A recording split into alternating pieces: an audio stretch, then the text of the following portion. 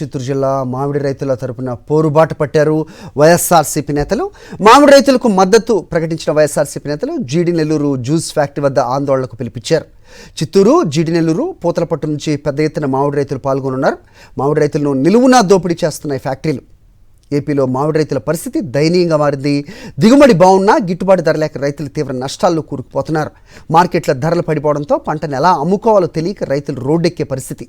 ఏపీలో ముఖ్యంగా చిత్తూరు, అన్నమయ్య, నెల్లూరు జిల్లాల్లో మామిడి సాగు భారీగా జరుగుతోంది. ఈ సీజన్లో దిగుబడి బాగా వచ్చినప్పటికీ కొనుగోలు ధరలు తగ్గిపోవడంతో రైతులు తీవ్ర ఇబ్బందులు ఎదుర్కొంటున్నారు. పండిన పంట చేతికొచ్చిన లాభం లేకుండా పోతోందని ఆవేదన వ్యక్తం చేస్తున్నారు. జ్యూస్ ఫ్యాక్టరీలు కూడా రైతులను ముంచేస్తున్నాయి.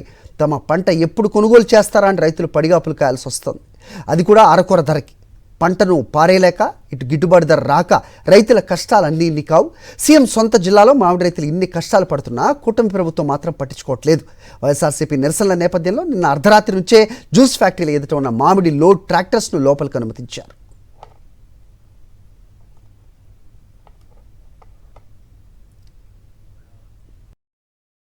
మరిన్ని అప్డేట్స్ కోసం ఛానల్ ను సబ్స్క్రైబ్ చేయండి. నోటిఫికేషన్స్ కోసం బెల్ ఐకాన్ పై క్లిక్ చేయండి.